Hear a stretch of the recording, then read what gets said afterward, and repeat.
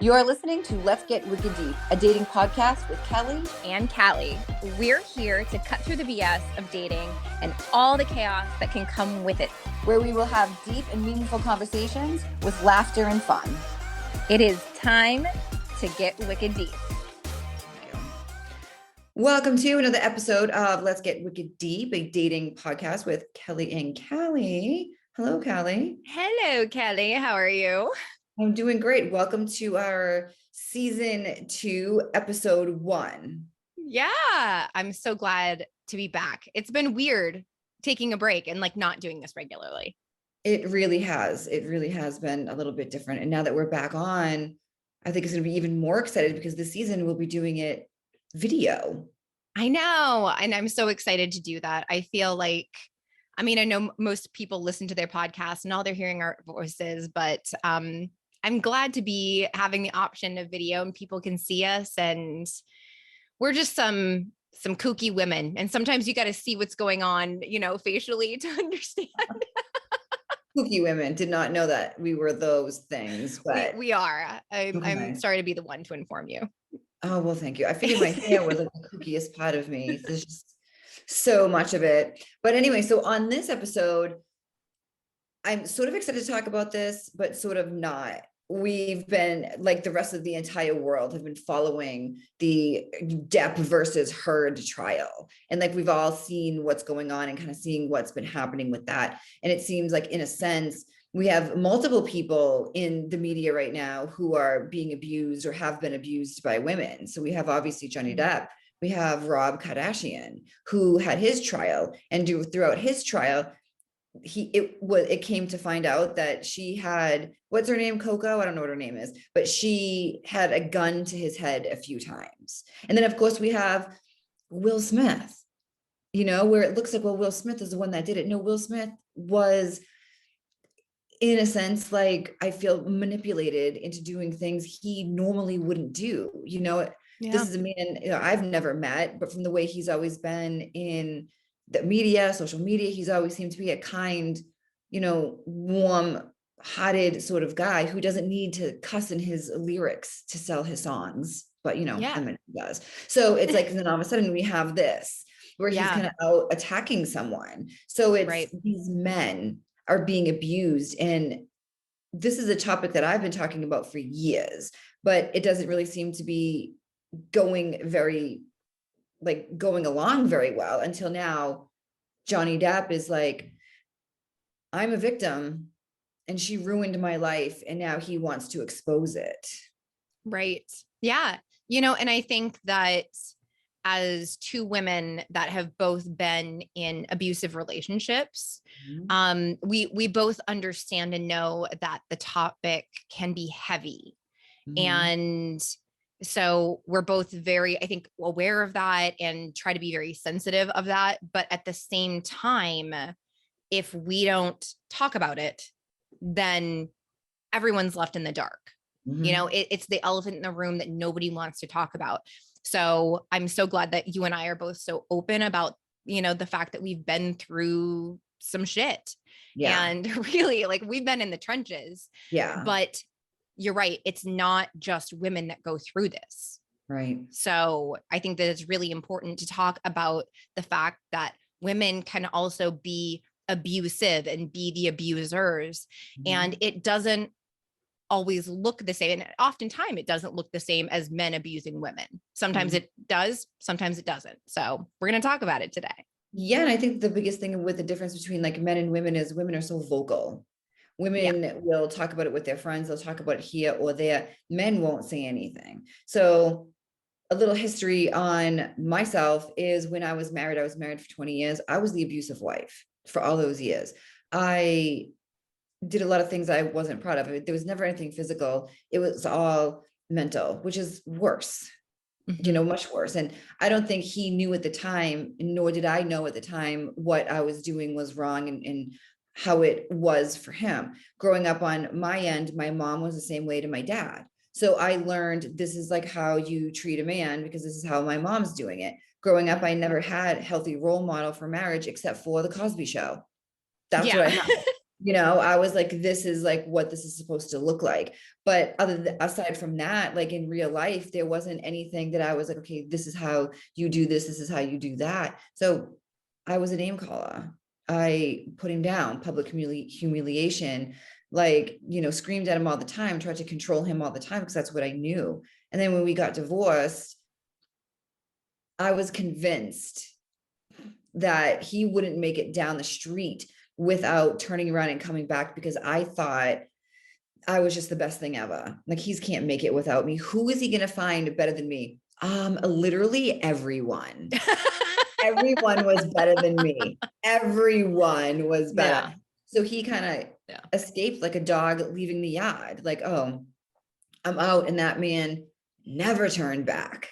He was never like, I miss you, ever. He was like, deuces, I am done.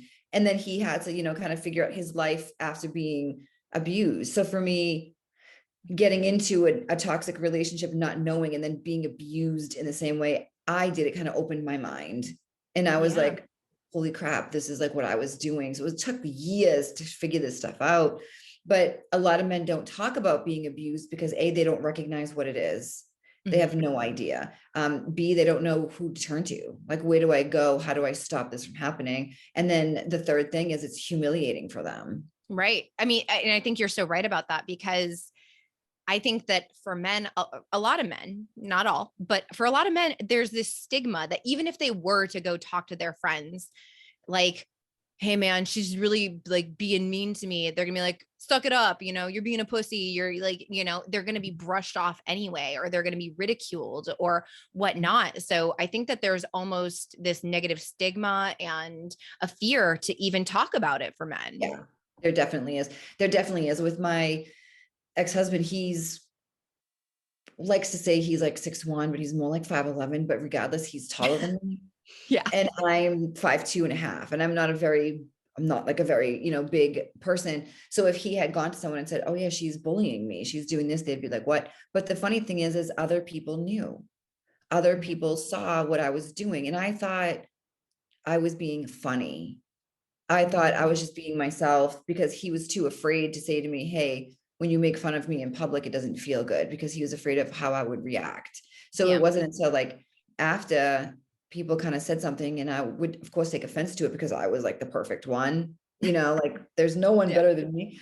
And I was like, wait, what? So it wasn't until years later, untangling all of this and figuring out how toxic and abusive I really was, and what that felt like on the other side of it, which I felt was a karma. Like, I deserved this abusive relationship that I'm in. So I stayed as long as I did, because I felt like I need to stay here to punish myself for what I did to my ex-husband. And it wasn't like the best idea, obviously, but which then brought me to the career that I have now, which almost all of my clients are male. I work with men who have been abused, men who need help dating again after being abused, men who don't feel like they have a voice. So on the radio shows where I talk all about abused men and like the signs and like what to look for and like how to heal from that and how to like talk about it and get away from it and where can you go for it, because this is something that we don't talk about enough. Yeah, I completely agree. So what do you think some common signs are that a man is experiencing abuse, or how do you think that it shows up for women? I think you can kind of tell in the first, like when you first like meet someone, sort of like how she's going to be. So when men fall in love, they fall in love with their eyes, and women with their ears. So if there's a beautiful woman sitting across the table and she's got her tits out and she's got a big fat dump truck and she's gonna definitely fuck you, the man is like, oh my God, she's so gorgeous. Like, she could literally say to him, I'm gonna fuck up your whole life. And he's gonna be like, yeah, baby, on my dick all night. Do it. Like not realizing like what it really is. So if a woman looks good, she's gonna have a lot more control over that guy, because he's gonna have a lot of like, his friends are gonna be like, oh, you're like dicking down that girl and whatever the hell they say, I don't know, all these different things. And when a woman wants jewelry and she wants dinners, and because of how she looks and because of what her vagina can do, men are going to do it. So they're going to put up with a lot more, where women are going to stay in something and feel, he's going to be like, oh gosh, you're so beautiful. Like no one's ever loved me like this. I just want to, and they keep in touch and the talking. So there's the two different ways that we fall in love. So, but for men, the things they have to listen for, which is hot, especially if she's attractive, is like they're on the first date, like how she talks about her ex, whether or not she's jealous, whether or not she's going to be some kind of a controlling person. You can kind of like ask certain questions to figure out what kind of a person she is. And of course, the biggest question to ask, whether you're male or female, is what happened in your last relationship. And depending on how they answer, you can tell a lot from that person. So if she has her tits out and she's like, oh, he was just so terrible to me, it's like, okay, she's doing two things here, where she's getting your attention, but then she's also trying to make you feel sympathy for her. Yeah. Well, and I love that you say that, because, I had never really thought about that before, again, from the male perspective, because you're right. I have heard, even just talking to other women, I have heard the women that will come in and say, it wasn't a good relationship. We just were arguing a lot. And the way that they talk about the relationship, they can acknowledge, okay, this wasn't good. It didn't work out, but with a certain amount of dignity and pride and respect. And then you have the women that are just like, oh, he was such a piece of shit. And, and they fully go off as if they were perfect. He was a garbage human. And you're right, that that's such a red flag.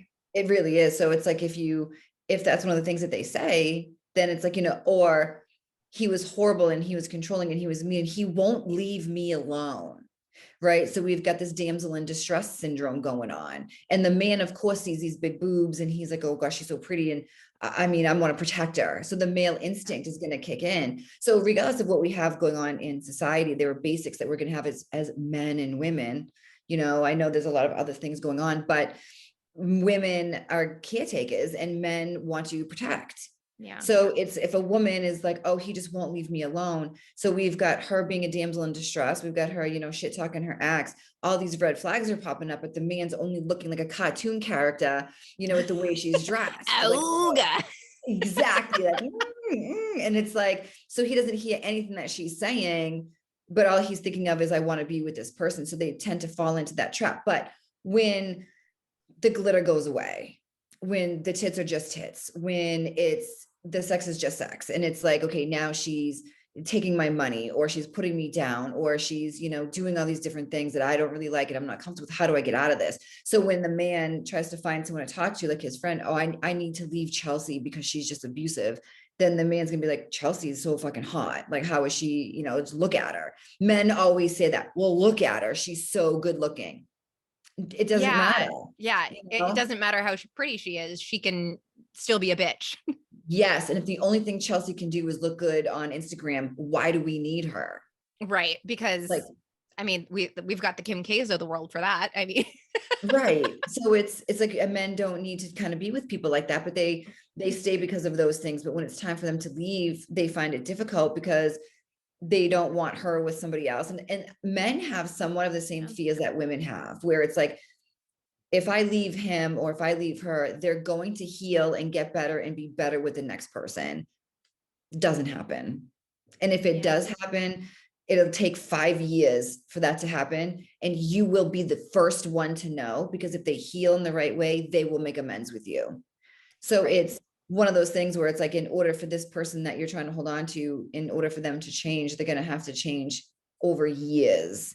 And then you're definitely going to be the one that hears about it first. But I wrote a 3-part series on Huffington Post with men, and how to figure out if she's toxic, like what to look for, how to get out, and then how to heal from that.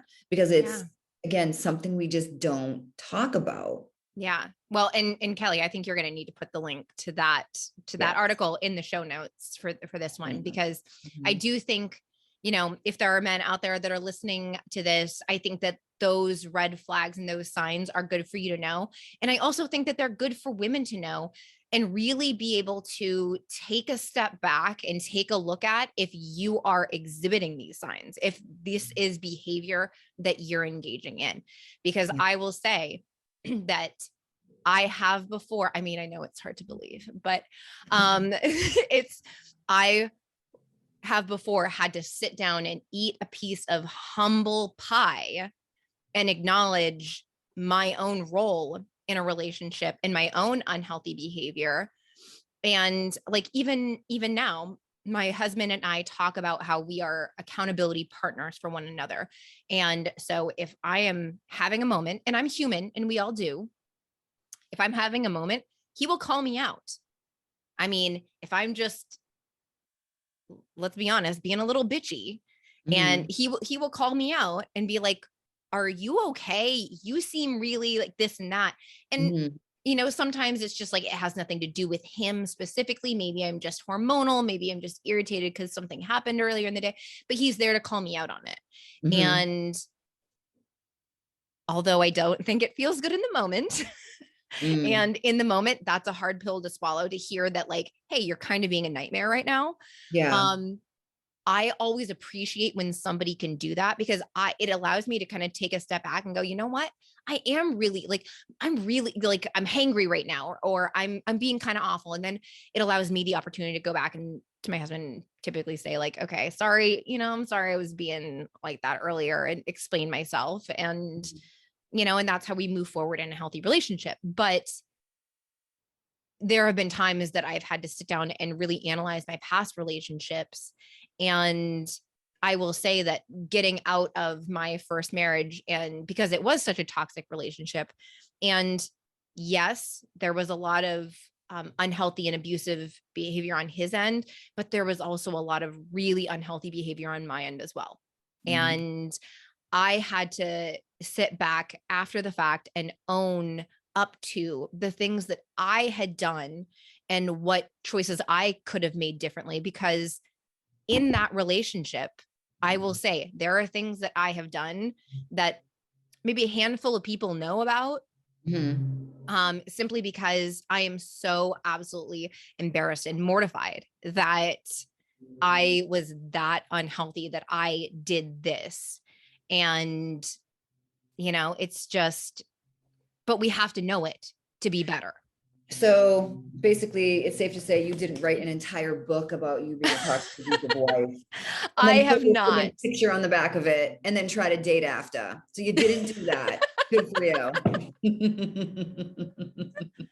I did not, but I will say that book is to come. Um, because, just like you, and I think that it's so brave that you've done that, because Mhm. you're owning your shit. Mhm. And there are so Yeah. many people that don't. Oh, It's scary too, because I think like society has taught us like women are supposed to be this way, men are supposed to accept it. So when we think back to even like TV shows, the one thing I talk about all the time is The King of Queens.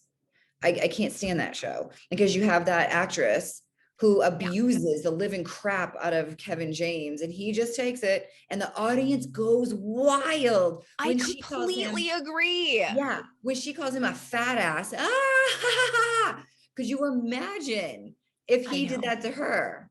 I know. I thank you for saying that, because for years, even when that show was still on air, and don't get me wrong, I love Kevin James, and I love her as an actress too. I mean, but Leah Remini is, I think she's a good actress, but you're right. That show and that role, it was so uncomfortable, because I remember watching it and I could never put my finger on what it was, but Mhm. I remember thinking, I don't like this show. Yeah. And I didn't get into it. And a lot of my friends, watched it and thought it was funny. And I just remember feeling uncomfortable, and I never knew why. And now I do. Well, it's interesting because if you look at a lot of the different shows out there, it's all these like abusive, toxic women who are abusing these men, and the audience eats it up. So it's conditioned where we're supposed to be abusive and toxic to our men, and they're just supposed to do it because women are bitches and men just deal with it. And it's not fair. So now I have three boys that I'm raising or have raised. I don't know which realm I'm in right now because they're all in their 20s, but like, and it's tough because I had to make sure like my oldest saw me being abusive to his dad, and then one of his first main relationships, he was being abused by this person. So I was like, so my karma just kept coming. And I'm like, Yeah. is it ever going to end? But my younger two are very different because the majority of things that they saw, I was out of that marriage and I was much healthier and I was healing and recovering. So they have two different looks as like what a marriage looks like. So it's interesting to see like, you know, how that whole thing goes and how like we raise our kids, because we know that there's so many toxic moms out there. So it's kind of insane to think that, oh, all these moms are toxic, but our wives are not. How does Right. that, how does that work? Right. You know, where it's like, no, like your dad, if you have a toxic mom, your dad had a toxic wife. Let's Yeah. connect those two, you know, and show that he was in an abusive relationship and you were too. So it, you know, it kind of like trickles down. So we tend to forget that we do talk about our moms, but we don't talk about how our dads were abused because they're men. Who cares? You Mhm. know, like no one pays attention. My dad was in an abusive relationship with my mom for years.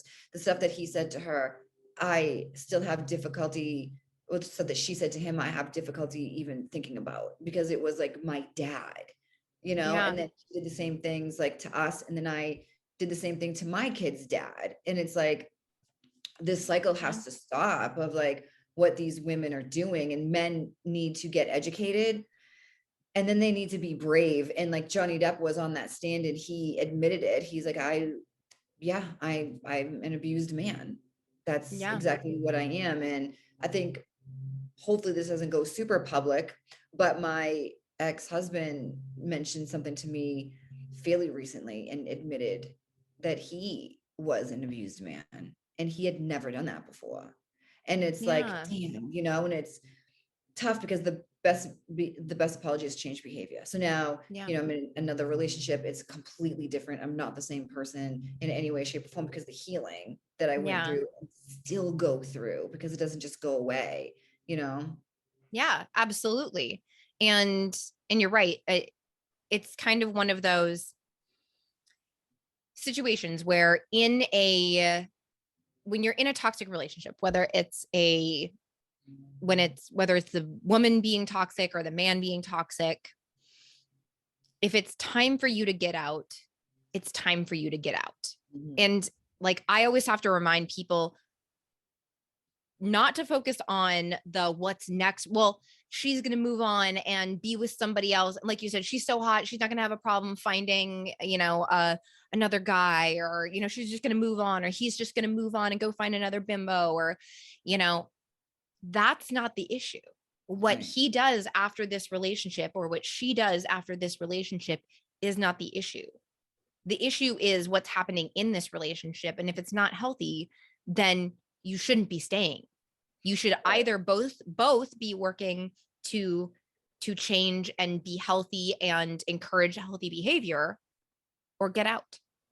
So it's absolutely true. And now let's look for a second, something that people don't really think about ever is like the differences between a man leaving and a woman leaving, right? Mm-hmm. So they stay for different reasons and they leave in different ways. So let's look at like the cons for men to leave. Normally when men leave for some reason, and I don't care how this is going to come out, but it's just going to come out. For some reason, women think they're owed an entire lifestyle because they had a baby. Okay. So when there's a divorce or when there's a separation, it's, oh, you owe me this, and that. I need an apartment. I need you to pay my bills. I need a car. How am I going to get my kid places? That's a whole nother topic. But so when men are thinking about leaving, they have to think about the financial responsibility that they're going to have. And that I hear this a lot with men, it's cheaper to keep her, right? So Right. it's, you know, so it's like, it's definitely cheaper to do that. So when men are thinking about leaving, they're thinking about the financial responsibility. Like, how is this going to be? And in the same way, women think about the craziness of the man, men think of the craziness of a woman. And it's not, we have all these memes with women who throw men's clothing out the windows and everyone's like, wrong answers only, because this is so funny. You don't ever see No. like pictures of women with their faces bashed in being wrong answers only. What happened to her? You know, so it's like it's very different. So women get psycho. Yeah. Women get insane, they get vengeful, they will stalk the crap out of you. I think it's what 1 in 7 men that leave are stalked by their partner after they leave a relationship. So they're stalked, they ruin the next relationships, they won't let them move on. the financial hazards of it. Not to say that women don't go through the same things, they do, because I know when I left mine, I thought I was going to die. So I'm Yeah. absolutely not making light of anything, because I thought this man is going to kill me. My lawyer, after I wrote my book, said, he's not going to take you to court. He's going to come at you with a baseball bat. So it's, it's very scary to leave in both situations, but Yeah. men tend to definitely think about the financial aspect of it, like how crazy kind of like women can get. Women also think of these things, but they think of their financial challenges in a different way. Whereas like, where am I going to get my money? Because there is financial abuse on both ends. Yeah. There's women can financially abuse men, and men financially abuse women as well. Yep. So when men are thinking about it, they definitely consider that financial aspect of it, of how am I going to afford to pay for all of these things just to get away from this woman, and is it easier for me to stay and deal with it versus like actually get up and leave. I've seen so many times where I've clients, etc., they just like, it's too much, it's going to cost me too much money, it's going to cost too much, I can't. And I hear that, and like I get it, but at the same time, like I'm of the mindset that money is just money. Yeah, You can always make more money. yeah. It's like, if you stay in it, you're going to continue to do damage Yes. emotionally, even potentially physically. Yeah.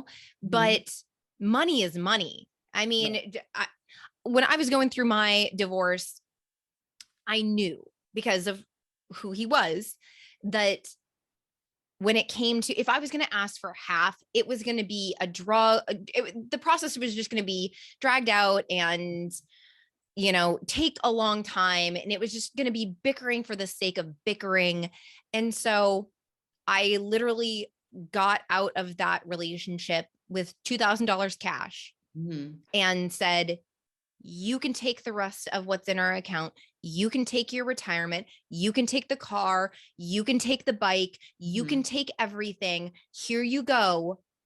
I just want to be done. Yes. I just want to be free. And I'm not saying that that's the right choice for everyone, because in some situation, and I'm not advocating that women should take less than they deserve. It's not what I'm saying. I'm saying it was the right choice for me in my early 20s, because I was thinking, it's just money. And to be honest, I was in college at that time. I was bartending, I was making bank. And so I was like, it's money. I'll make up, I'll make up the money in tips in a few weeks, So it was just kind of like, the money was not worth me staying. It wasn't worth continuing to do the damage and continuing the fight over. But I do know situations in which it is worth the fight to fight for what's right. And I have both seen on both sides divorces where women got screwed over because they were bulldozed and bullied into like, well, I shouldn't have to pay for this, and that kind of stuff. And then I've also seen, like you said, women get really vindictive, and I have seen men get royally fucked in divorces. I know somebody like here locally that just got put through the ringer by their ex. And it's just like, that sucks. That sucks, because he's not like a bad guy. And to see a woman like not only put him through that, but then continue to do it because they have kids together. So they have to continue to communicate. It's just like, that's so hard. It is. It's a really tough thing. And it's funny because when I was going through my divorce, he was like, take it all. He wanted out so bad. He's like, I don't care. Yeah. He's like, I will buy you a TV and just get out. I need all of this out. But he was good because he kind of did it in a way where it wasn't like, I'm so desperate to get rid of you. But he was just basically like, yeah, I just like, he played the role the way he's supposed to play it, because he wasn't sure how I was going to respond to certain things. So from the day we separated to the day we divorced was 5 months and like 3 days. There was zero time wasted where he was like nudging it along, and he had to take whatever you want, because that's how badly he wanted like out. And I was like, wait, what? Because all my ideas of like trying to like work things out, he was like, yeah, not gonna happen. I'm good. we need this. This is like the best thing. So he did a lot of the, like the right things to do, where he was, you know, a good, cause he's a good human. He's a good human. But he just desperately wanted, kind of like what you're saying with like your ex, like, take it. I'll figure it out. Don't worry about it. I'll do whatever it needs to do. And that's what he did. So it was done and done. I have seen where some men are like, you know, they don't want to like lose certain money or whatever. They're waiting for a certain time or whatever. I also do think that the financial aspect can be somewhat of an excuse, you know, Yeah. where they just don't want, you know, they're not sure, they're not ready. So it's like, well, I'm just going to wait and like see how it goes. But when you know, like when Yeah. you know, and it's like my ex-husband knew as soon as that door opened, it was like the locks came off and he was like running again, like a cartoon character with the smoke under his feet, like get me away from this place as fast as I can before she catches me. I think it was like when he pulled out the driveway, and I'm laughing, it's so sad, but like he pulled out the driveway and like, I swear there was like smoke coming off the back of his tires, because he was just like, the further away I get, the faster I go. I don't have to be here anymore. And it obviously, it's not to say he was like perfect. It didn't Right. work for many reasons, because he wasn't like a perfect husband. But it was time.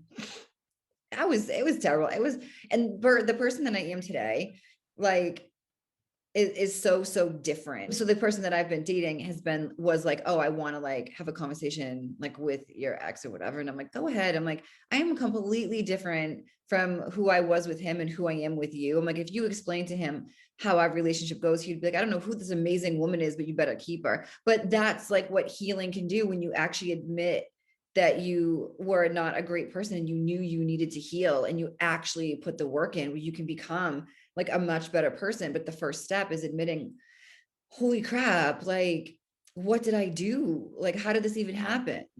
Right. Like, where was I at fault here? Yeah. And like, what didn't I like about myself? What wasn't unhealthy about my behavior in this relationship? Yeah. Yeah. I think that you're right, because when I look at my past relationships, I look at my behavior through them, again, not healthy behavior in my first marriage, but then the next serious relationship that I was in for like 2.5 years, Mhm. um, there wasn't a lot of unhealthy behavior on, well, not toward one another. I mean, Mhm. during that time, I was definitely, I will say, drinking to numb out from the pain from my marriage. But there wasn't a lot of unhealthy behavior toward one another. The Mhm. relationship just didn't work out because we were different people. We wanted different things, just, but the breakup was amicable. And then getting into a relationship with my husband now. And again, even getting in that relationship, it was clear to me I've got healing to do still. And I think that I've done that through our relationship. And it's Mhm. kind of crazy for me to think back on when my husband and I got together, how different of a person I was even back then. I mean, it was a decade ago Mhm. or more. And so, yes, I mean, obviously you're a different person 10 years ago than you are today, Mhm. but I have done so much healing, and I'm so much more of a healthy person, I think mentally, emotionally, and physically Mhm. than Yeah. I was back then. And Yeah. so it's kind of one of those things where I'm glad that over time we've been able to grow with one another, because Mhm. you're either going to grow together or you're going to grow apart. Yeah. And that's the point, right? That's the point of being with somebody, is to be in a relationship, is basically having someone hold up a mirror and show you like who you are, to call you out on your bullshit when you need to like work through things with you. The point of being in a relationship is to trigger someone. Your triggers are going to be there, and it's like, okay, I'm triggered by this, let's work through it together. Like, that's the Right. whole thing, where it's like, we want to be with this person to kind of go through all of our bullshit with them, heal together, and figure out who we are. Because there's this whole idea of, you have to be perfect and ready and like super healthy to be in a relationship. I think you have to be ready to a degree, but I think at the same time, you can do a lot of your healing while you're in a relationship with someone, if you've had enough time between that space of no longer and, not yet. And then when you find someone, like, I waited, I think it was 5 years before I started to date Cruz. And even now it's like, I'm going through things that are being triggered in this relationship, because when you're healing and you're single, there's nothing to trigger you because you're by yourself.